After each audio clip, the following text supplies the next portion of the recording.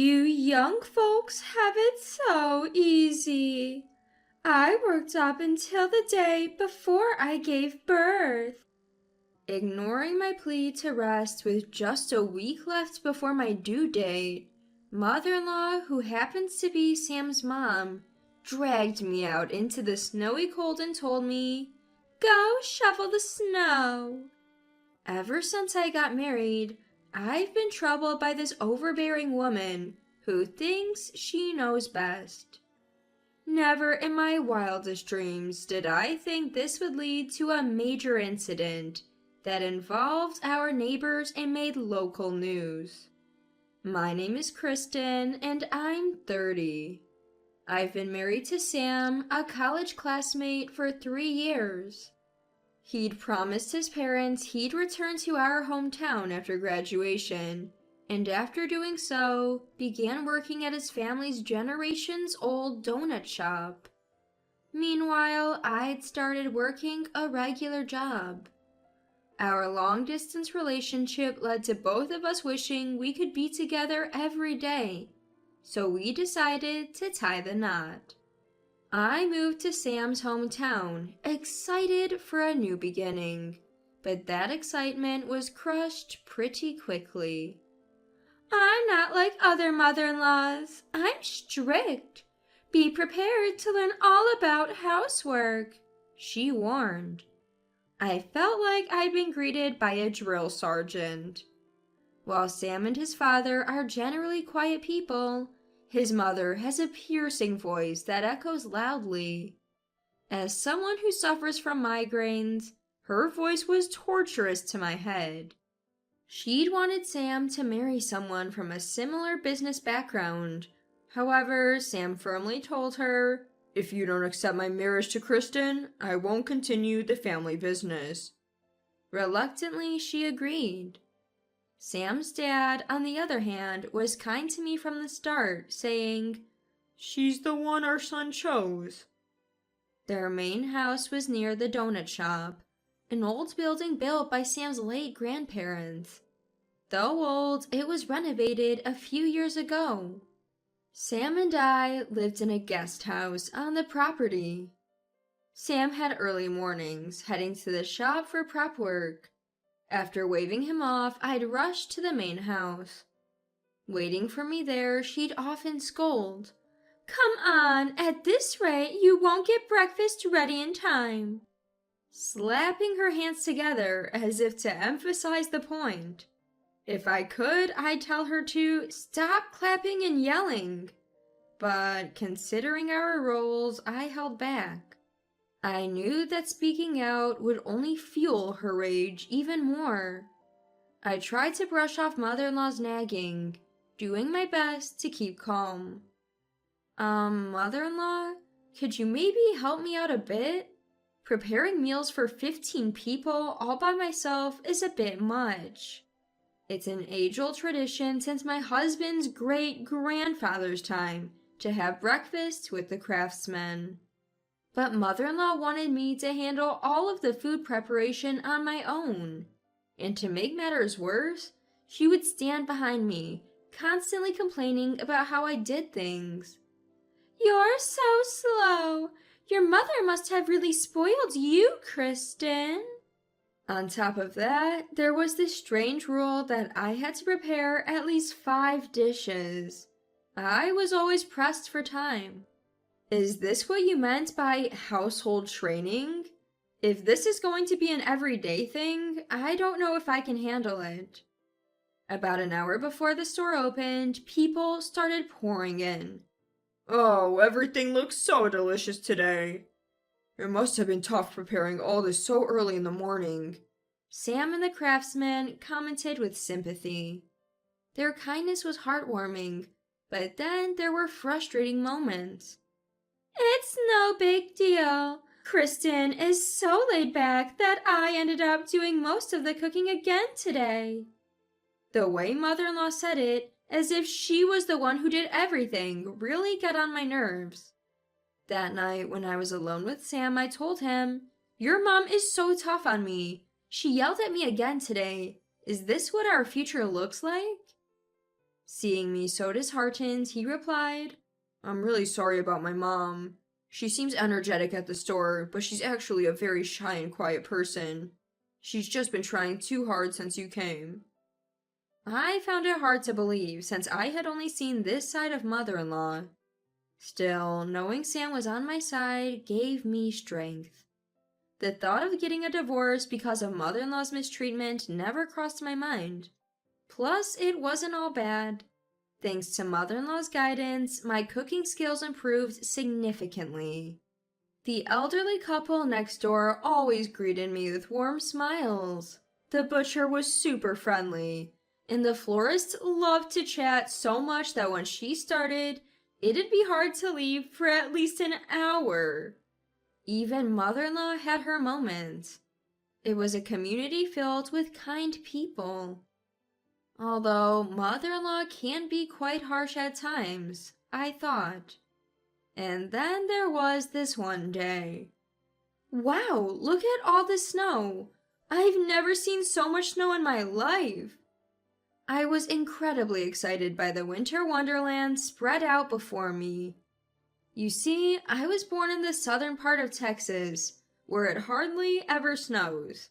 If it did, it'd be sleet, or at best, a few inches of snow. And that's a rare occurrence, maybe once in several years. "Hey Sam, wanna build a snowman?"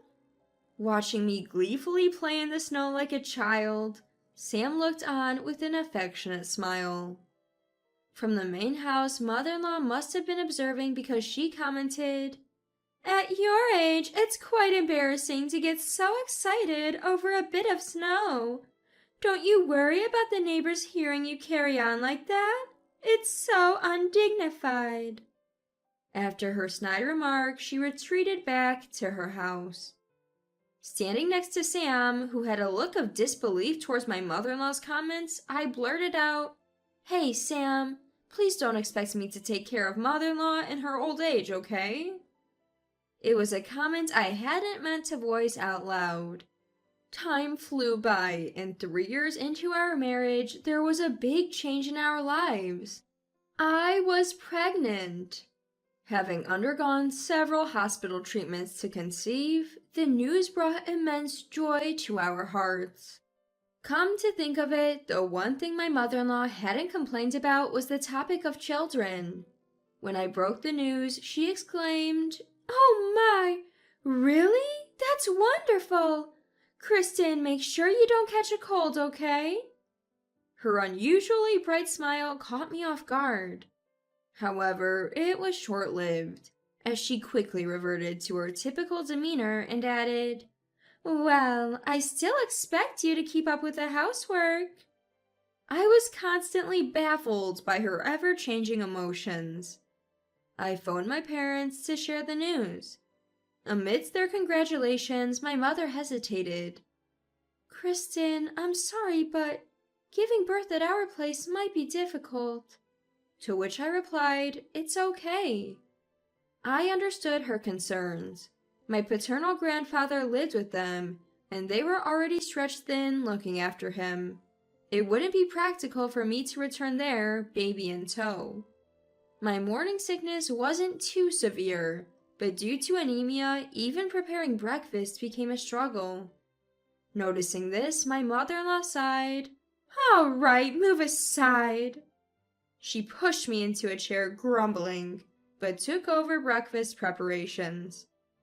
"Thank you, mother-in-law," I said, to which she retorted, "I'm not doing this for you. Just couldn't stand watching you struggle." Yet, in her actions, I felt a hint of unexpected kindness. As my pregnancy progressed, by the 3rd trimester, I was relieved from both cooking and going to the store. Though I'd have loved to say that this time was stress-free, my mother-in-law would pop by regularly to check on me. "Just making sure you aren't slacking off," she'd grumble. Still, she'd bring over both breakfast and lunch, a routine that continued until a week before my due date.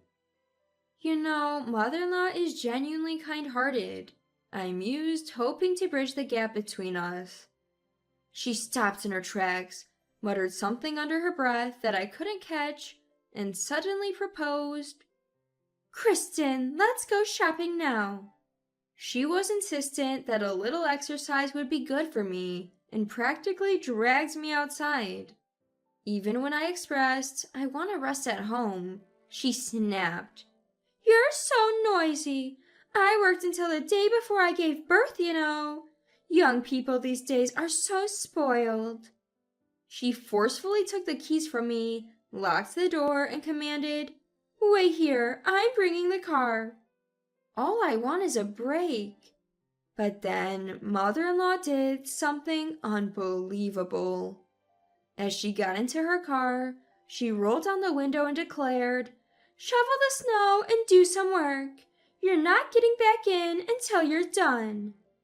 With that, she drove away. Stunned by the unexpected turn of events, I froze for a few seconds before snapping back to reality. Wait, what? No way. I need to get back inside. Reaching into my pocket, I realized the house keys were missing. Recalling that she had taken them, a cold dread washed over me. I couldn't even call for help because I'd left my phone inside. Reluctantly deciding to walk to a nearby donut shop, I felt something wrong with my body. How much time had passed? My returning mother-in-law must have been shocked. An ambulance was parked on our property. Surrounding me were doctors, nurses, and a few neighbors. Sam and my father-in-law rushed over, their faces filled with concern. Above me, voices rang out. Who in their right mind would lock out Kristen, who's about to give birth? I'm so sorry. Mother-in-law apologized as the two of them scolded her. But honestly, I had bigger things on my mind. Frustrated by the noise, I shouted, "Enough! Save the lectures for later." A doctor chimed in, "Please be quiet, she's about to give birth."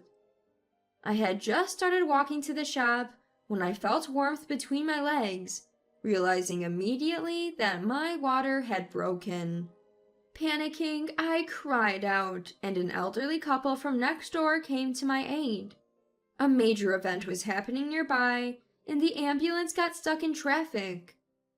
Our neighbor used to be a certified professional midwife, one of them mentioned, and it felt like a miracle when a friend arrived to help. By the time the ambulance arrived, I was fully dilated. By then, Sam and the others had also arrived, and I ended up giving birth at home. Minutes later, our long-awaited child was born, crying heartily. The baby and I were immediately transported by ambulance. A TV crew covering the nearby event happened to pass by our home. That evening, our story titled, "A Local's Miracle Birth," aired for a few minutes on local news. A few days later, someone came to visit me in the hospital. "Kristen, With tears on the brink of spilling, mother-in-law stood before me. I gazed at her, then said, "Did you see the baby? She looks just like Sam, a beautiful little girl." Having peeked into the nursery, mother-in-law nodded. "But, I was terrified thinking that she might not have made it. Do you truly understand the gravity of what you did, mother-in-law?" Mother-in-law looked down, saying nothing. "After what happened, I immediately asked my husband for a divorce, but he told me to talk to you, Kristen."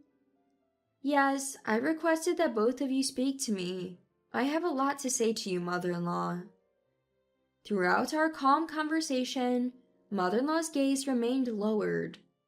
The day after I gave birth, father-in-law and Sam came to apologize. I told them I wanted to speak with mother-in-law. Then I added, "Aren't both of you relying too much on mother-in-law? Please take better care of her." I might have come off a bit preachy to Sam and father-in-law. Father-in-law said he didn't plan on leaving mother-in-law, though he hadn't told mother-in-law yet. When father-in-law shared that after this incident he planned to pass the store on to Sam and leave with mother-in-law, I was taken aback. They told me the final decision was mine. Mother-in-law, my parents, especially my dad, were vibrant and respectful. I was strictly disciplined growing up, which made me resilient. Mother-in-law slightly lifted her face, as if asking, "What's this about?" Her eyes were swollen and red, probably from crying. Even with my upbringing, harsh words or passive-aggressive remarks still hurt. I never met Sam's grandmother, but I think you don't need to force yourself to act like her. At my words, mother-in-law suddenly looked up, her eyes wide. In fact, I had realized a while ago that mother-in-law might actually be a kind person at heart. And that's because our town is full of chatty people. People used to say that Carla, right after her marriage, was lively and always smiling like you are now. But the previous owner was quite stern. The one who shared that story with me was the owner of the flower shop. Turns out the donut shop was originally started by Sam's late step-grandmother's parents. Sam's mother, who married the only son of the family, father-in-law, was brought up with strict guidance from them. The late step-grandmother always used to say, "Are you trying to run this store into the ground?"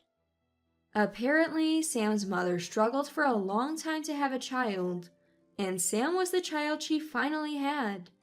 When Sam introduced me, a woman from an ordinary family just like her, she was really flustered. "Never let the shop fail."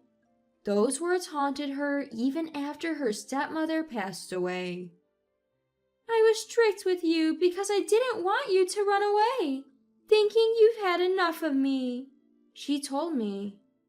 I responded, "That wouldn't happen. I love Sam. But you loved father-in-law too. That's why you're still here, right?" I gave her a little smile, and tears streamed down her face. "The previous owner always told me to show dignity and not to laugh too much. So, when you mentioned that I was kind that day, I heard her voice in my head telling me to be more stern. Silly, right?" After thinking for a bit, I said, "I'm not sure what the right way to be an owner is, but as a customer, I'd prefer a smiling face." Mother-in-law with a stern face wasn't bad, but when she smiled upon hearing I was pregnant, she looked wonderful. That's how she should always be. "I have a few requests, mother-in-law. Let's prepare breakfast together. And you don't need to raise your voice. I can hear you just fine. Oh, and I don't like it when you clap your hands. And..." "Wait, there's more, Kristen?" We both burst into laughter. Years later, I still work at the donut shop. "Mother-in-law, how many more omelets should I make?" "Well, Sarah eats a lot, so maybe make 2 more? Could you, dear?" Our daughter Sarah, born from that time, is now 4 years old. Mother-in-law has become more affectionate towards me. Every morning we cook breakfast together cheerfully. What used to be a quiet dining table is now so lively. It's almost too noisy, and even the staff seem happy about it.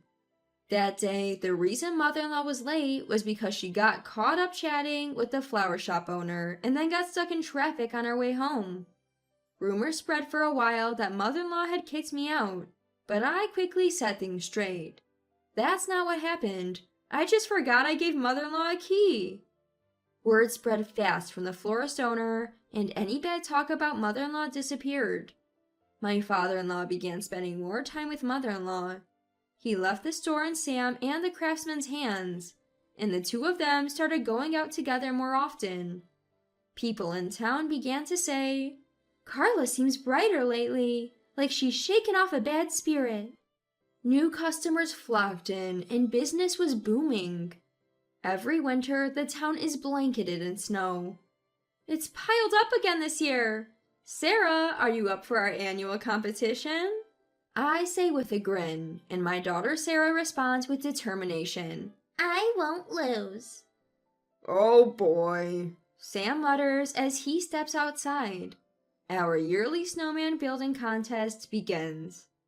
From the main house, mother-in-law emerges saying, I'm on Team Sarah. Sarah's words make mother-in-law smile brightly. Maybe I'll just watch, mother-in-law says playfully. To which I respond, Mother-in-law, you can't forget our promise. With a smile I add, and don't worry about me. But Sam, instead of standing there, grab an extra jacket for me. I had made a request to mother-in-law at the hospital after that fateful day. When Sarah grows up, I want you to make snowmen with her. I hope you'll be the kind and loving grandmother I know you can be. I remember how she had cried hearing those words. Now I'm expecting our second child. We recently found out it's a boy, and Sarah will soon have a little brother. Every day, Sarah lovingly strokes my belly, impatiently asking, "Is it time yet?" I'm sure she'll be a great big sister. I don't plan on going back to my hometown for the delivery this time. After Sarah was born, mother-in-law often supported me with child rearing during her breaks from work. She's already looking forward to the arrival of the newborn, saying, "It's been a while, I can't wait." She's become a second mother to me, someone I deeply rely on. Despite the challenges, I plan to enjoy my life here, with the land and its people.